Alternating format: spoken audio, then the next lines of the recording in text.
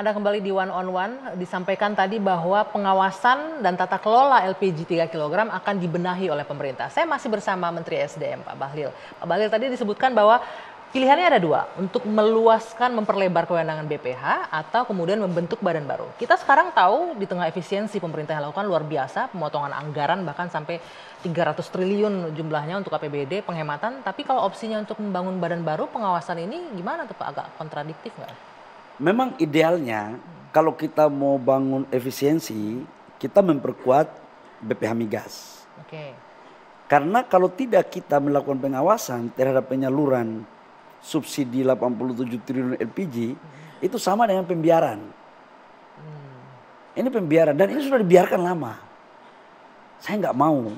Dan perintah Bapak Presiden sekali lagi, beliau peduli dengan rakyat dan ingin memastikan semuanya sampai. Nah, cara memastikannya bagaimana kalau tidak ada pengawasan? Harus ada itu ya. Harus ada, masa kita mau kasih ke Pertamina aja? Selama ini kan cuma dikasih ke Pertamina. Ya mengawasi Pertamina hanya eselon 2 saya. Nggak percaya tuh Anda untuk mengawasi Pertamina? Strukturnya terlalu kecil. Oke. Dengan masa seorang eselon 2 mengawasi Pertamina yang sebesar itu. Patra Niaga yang mengelola subsidi 87 triliun LPG. Ini kan gede sekali. Nggak cukup, nggak mampu atau tidak percaya untuk mengelola saya itu? Saya percaya, Oke. Tapi bebannya terlalu, ibarat kapal, muatnya cuma 10 ton, tapi dikasih muatan 100 ton, tenggelam naik kapal. Ya kalau saya tidak mau ambil risiko dan mau jadi menteri di belakang meja aja, gue cuek aja. Biarin aja. Biarin aja. Tapi kan saya nggak bisa begitu, Mbak. Ini kan punya rakyat yang tidak mampu. Saya harus memastikan sebagai anak yang berproses besar dari keluarga yang tidak mampu, rasanya tidak rela kalau hak-hak mereka ini dipreteli akibat karena ketidakpedulian pemerintah dalam melakukan pengawasan ini. Nah, karena itu saya konsultasikan, tapi kalau kita bicara efisiensi, memang idealnya adalah kita perkuat BPH Migas. Namun, saya harus melihat regulasinya. Apakah regulasi yang ada itu cocok untuk kemudian kita perkuat atau tidak cocok. Nah, kalau tidak cocok berarti harus ada badan. Baru. Nah, badan baru ini kita rampingkan atau seperti apa soal lain. Tapi menurut saya yang terpenting adalah kita harus ada badan yang melakukan pengawasan terhadap pengelolaan subsidi LPG. Oke. Jadi untuk jangka panjang membenahi tata kelola LPG 3 kg, alternatif solusinya, opsinya adalah membuat badan baru atau memperluas. Ya. Tapi untuk jangka pendek nih Pak, di depan mata bulan depan ini sebentar lagi Ramadan, ya. Terus Lebaran. Untuk ketersediaan akses dan lain-lain, terutama untuk masyarakat kecil, gas 3 kg sejauh ini seperti apa? Clear. Aman? Jadi yang sekarang pengencer kan sudah naikkan menjadi sub pangkalan. Okay. Sekarang tidak ada syarat apa-apa. Syaratnya kita bebaskan, kita daftarkan sekarang menjadi sub pangkalan. Dan mereka dikasih aplikasi untuk mengontrol. Hanya itu aja kok. Dan gratis. Jadi nggak ada alasan lagi. Dan untuk impor LPG kita untuk memenuhi kebutuhan masyarakat tidak ada sedikit pun yang kita kurangi. Sama. Jadi saya pikir nggak ada isu. Jadi pasokan untuk Lebaran nggak ada isu sama sekali. Nggak ada isu. Saya kan mau ibadah juga. Jangan sampai nanti sibuk-sibuk ngurusin ini. Jangan sampai puasa saya 30 hari diambil oleh masyarakat yang harusnya mendapat LPG nggak dapat kan gitu kan. Bila perlu kita kasih tambah. Bila perlu saya tambah. Makanya hari Senin mulai ini saya rapat maraton. Saya akan meminta detail data dari Patra Niaga Pertamina. Jawa berapa, Kalimantan berapa, Sumatera berapa, per provinsi. Saya akan detail taruh dashboard saya. Saya akan ngontrol langsung. Jadi udah aman nih ya soal tadi 2024 oke gas, 2025 mana gas sudah nggak masalah lagi. Kalau masih ada tanya mana gas nanti kita kasih gas. Udah ada gas ya. Oke. Kita selesai ngomongin gas Pak Menteri. Ini sedikit ada waktu tersisa sedikit. Saya mau ngomongin ini yang lagi menarik perhatian juga di masyarakat. Apa itu? Ini menteri-menteri lagi pada naik transportasi umum. Ini bagian pencitraan, efisiensi atau apa? Ngasih contoh yang bagus nih buat publik nih. Pak Menteri juga sempat siap nggak nih kalau harus naik angkutan umum? Transportasi umum. Begini ya. Atau bawa transportasi umum lagi? Saya ini kan, ya bagi saya transportasi umum itu bagian daripada hidup saya. Karena saya SMP itu kondektur angkot. 3 tahun di terminal. SMA atau SMEA itu saya sopir angkot. 2 tahun. Iya sopir angkot. Bawa angkot beneran? Bawa angkot beneran. Itu di daerah mana, Pak? Di Fakfak, di kampung saya. Kuliah, itu Sabtu Minggu kalau nggak ada jam kuliah, saya narik angkot. Kalau nggak gitu nggak bisa makan soalnya. Jadi sekarang disuruh naik Jadi angkutan bagi umum saya, nggak apa-apa? kalau bila perlu kita naik angkot, saya sopirnya.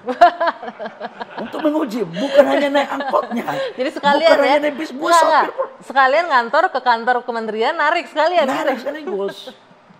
Jadi bagi saya penting juga untuk kita memberikan contoh. Iya. Agar jangan aturan dibuat tanpa memperhatikan rakyat kecil. Saya mengapresiasi seperti LPG kemarin. Saudara-saudara kita yang mungkin ada kekurangan dalam penerapan ini, mereka mengeluh, protes, dan saya kan langsung turun. Saya turun. Dan perintah Bapak Presiden itu adalah harus hadir di setiap tengah-tengah masyarakat ketika ada keluhan. Tugas kita menyelesaikan masalah. Jadi menyangkut dengan angkot perangkotan, kalau katakanlah memang itu harus kita lakukan, oh saya dengan senang hati. Nggak ada patwal, naik angkutan umum, benar-benar efisiensi gitu. Menteri siap yang ngasih contoh gitu Nggak ya? ada masalah. Dulu waktu saya dari Papua datang ke Jakarta, aktivis 9899, naik Ngelewatin Kopa itu aja semua. Metro Mini gantung, kadang-kadang turun pun nggak bayar. Itu. Wah dicari nih nggak bayar. Iya, tapi senyum-senyum sama kondekturnya. Udah gitu. tahu lah Pak ya. Jadi oke lah, saya pikir itu bagus. Supaya kita ya sama-sama merasakan apa yang dirasakan oleh rakyat. Betul itu, Saya betul. pikir ide bagus. Tapi bagi saya itu bukan barang baru. Oke. Makanya saya pernah diwawancara oleh satu media. Bagaimana menurut Pak Menteri kalau naik angkutan umum, angkot? Saya bilang itu yang Om suka. Karena memang hidup saya bertahun-tahun Di di angkot. dunia terminal yang memang hulunya angkot. Oke, terakhir nih Pak Menteri, kita masih bahas sedikit nih di waktu yang singkat. Ada yang ingin Anda sampaikan nggak ke masyarakat terkait dengan apa yang terjadi 1 pekan terakhir ini? Silakan, saya kasih waktu Pak Menteri ngobrol. Bapak Ibu, seluruh saudara-saudara saya, seluruh masyarakat dimanapun berada dari Aceh sampai Papua. Pertama, kami pemerintah khususnya Kementerian SDM melakukan penataan ini dalam rangka memastikan bahwa setiap 1 rupiah atau sekecil apapun itu uang yang dikeluarkan dari APBN untuk subsidi harus sampai tepat sasaran. Dan yakinlah kami melakukan ini untuk bagaimana Bapak Ibu semua, terutama mak-mak, ibu-ibu saya, mohon maaf, untuk belinya murah. Kan pemerintah kan kasih 18.000, 17.000, 19.000. Saya nggak rela kalau ibu-ibu beli 25.000. Saya tahu ada yang mengatakan nggak apa-apa, ada yang lebih mahal, tapi yang penting ada. Itu benar, ada yang begitu, tapi banyak juga saudara-saudara kita yang cuma 2.000 perak aja naiknya, memikirkan itu penting.